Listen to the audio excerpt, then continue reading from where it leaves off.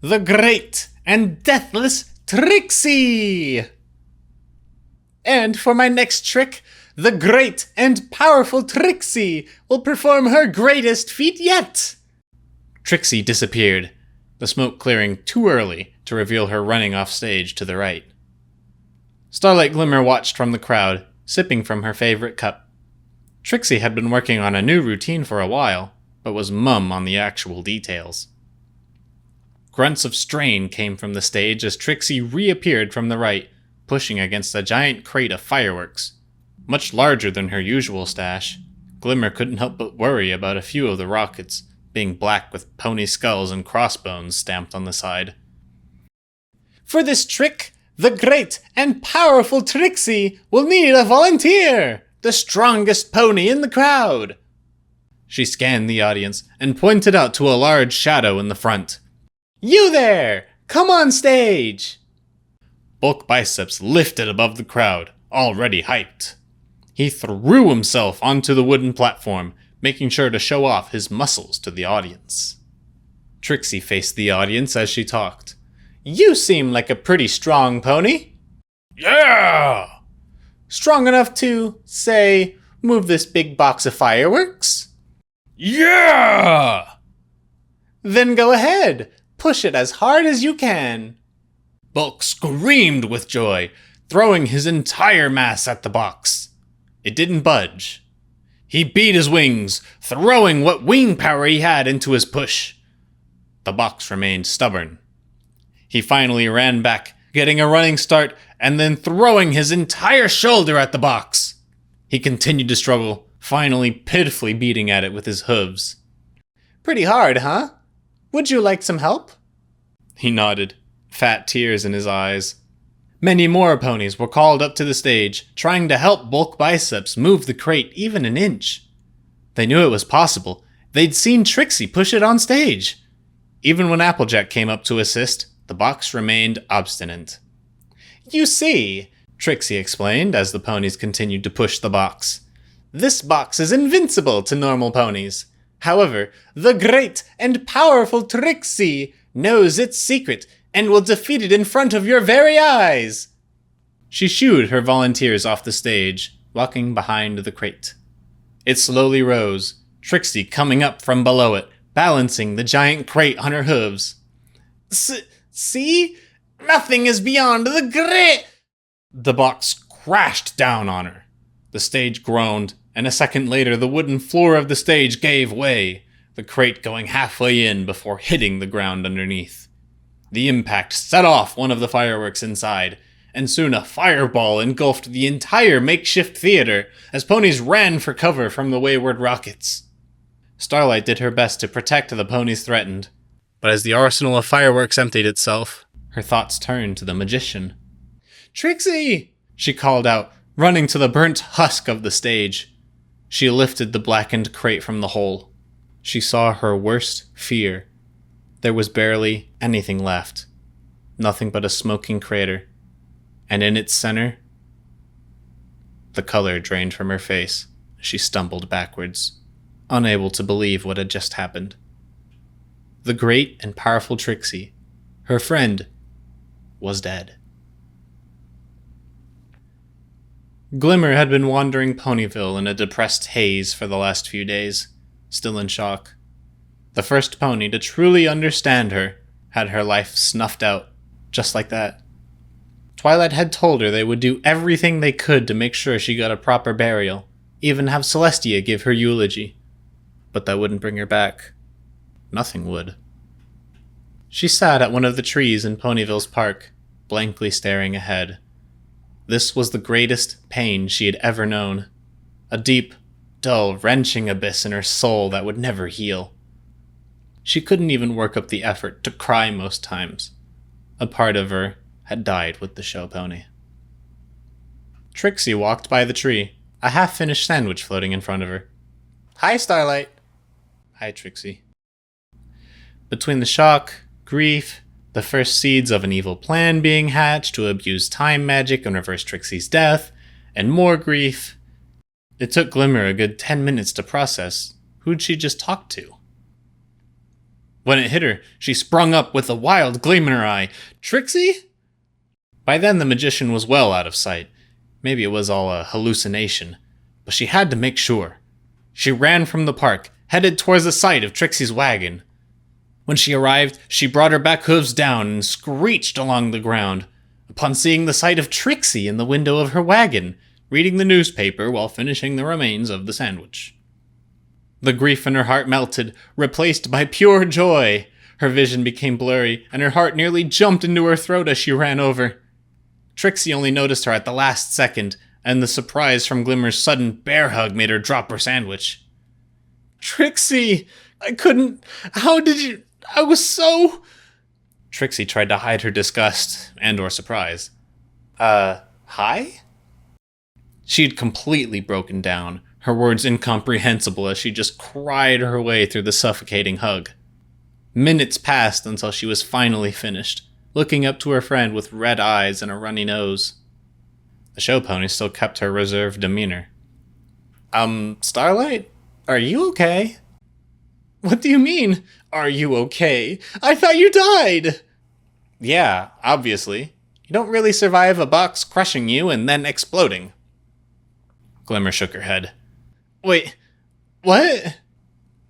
I can't tell you how the trick works, trade secret and all that, but yeah, I kind of messed up at the end. Totally ruined the routine. The routine? You were crushed! I saw your corpse! No need to rub it in. Besides, I know what I did wrong, and I'll get it right the next time. Trixie, did you come back to life? Okay. Is this some weird Ponyville holiday called State the Obvious Day? Did Pinky invent it? Trixie! Ponies don't just come back to life! Huh, so now it's opposite day. What's gotten into you? Glimmer needed a new approach. So after you died, when did you come back? The unicorn tapped her chin and thought. Now that I think of it, I don't think I've actually died in Ponyville before. Maybe you weren't used to my return time. Sorry about that. I guess it was a day after I got crushed? A day? I know, a whole day, right? Really inconvenient. I don't know, how long does it usually take for you? Trixie! Ponies don't just come back after they die! What are you talking about? You've had to have died plenty of times. What? I've never died! Lucky you. Sadly, some ponies have to work for a living, and sometimes you have to spend life to make life. I think I read that in a book. They were going in circles. Glimmer's patience ran dry, and she yanked Trixie from the wagon with her magic. Hey! What are you doing? We're going to Twilight's and figuring this out. Trixie stood still as Twilight studied the readouts from the machine she was hooked up to. When they'd first showed up at the castle doors, the Princess of Friendship was almost as overjoyed at Trixie's survival as Glimmer was. But her glee very quickly turned into scientific curiosity. I don't get it, Trixie complained. Is this a prank? Twilight looked up from the readout. Trixie, I need you to tell me about the first time you died. Oh, every pony remembers their first time. I was just starting my magic act for the first time, and my wagon fell on top of me when I stopped to camp. Anything else? I came back a day later. My wagon was wrecked too, which was probably the worst part. Too bad those don't come back, right? The doors to the throne room burst open to starlight glimmer, a stack of old news clippings suspended next to her. I'm back, and I think you're going to want to read this. She plopped the stack onto the map, pulling one of the clippings and holding it in front of Twilight. She grabbed it and read it aloud. Mayor perishes in failed water stunt? Her eyes drifted to the picture, showing Trixie floating in a chained shut glass tank of water, legs wrapped in rope and tied to a cinder block at the bottom. Her tongue floated outside her mouth, 2 X marks in place of her eyes. Trixie nervously shifted on the seat. Escapology's a lot harder than it looks. Learned the hard way. Twilight grabbed another clipping. Magician bites it by swallowing swords? The picture depicted Trixie's corpse on its back in the middle of the stage. 10 swords lodged in his mouth. Should have stopped at 9. Showpony's Iron Maiden becomes a coffin? She looked at the picture and instantly regretted it. Not my best work. Twilight put down the clippings. Trixie, how many times have you died? Trixie looked up, pondering. Why would I keep track of that? I guess a few dozen since I started touring? A few times I got burned at the stake as a witch. One town did it twice. Jerks. So when you tried that trick with the manticore, what was that? If I didn't do it right, I'd lose a whole day. Motivation to do the stunt correctly. Good thing Glimmer was there to help, huh? Twilight smiled through the grit of her teeth. Sure, Trixie. Anything else you want to add? Trixie was completely oblivious to the aura of anger building up around Twilight. Not much. Fred. Who's Fred? The manticore.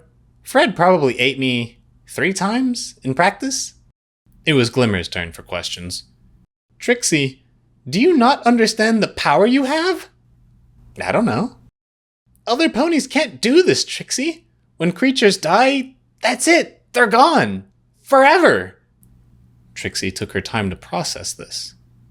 Seriously? Yes. How did you not know this? I just assumed every pony comes back. It's not like I ever stayed around long enough in one place to keep track of ponies reviving. So you're saying I'm the only one who comes back to life? As far as we know, are you absolutely sure you don't know why you can cheat death? I'm actually great and powerful? Twilight threw the news clippings into the air and jumped off her seat. I give up. She walked out of the room, slamming the double doors behind her. Still, Trixie continued, finding this out about myself opens some very interesting paths in the world of stage magic. Starlight Glimmer stood in the crowd, one hoof held to her face. Why did she even show up? Come one, come all, and be amazed at the literal, death-defying act of the great and deathless Trixie! Trixie appeared on stage in a puff of glittering smoke. On both sides of the stage was nearly every weapon known to pony kind. Crossbows, rockets, spears, bombs, a manticore on a catapult, a live Tesla coil, a cannon, and a wide assortment of other deadly devices pointed directly at her. She stood in the center, next to a large lever. With a push of this switch, Trixie shall exit this mortal coil and return to you all in a day's time! One of the ponies in the back heckled. I thought you were gonna drink lava! That's Friday's show. Now behold! Trixie kicked the lever, and all the weapons around her fired at once. She was killed instantly. The crowd went wild. This has been The Great and Deathless Trixie. Written by Blarg Halt. Read by Orange Man From.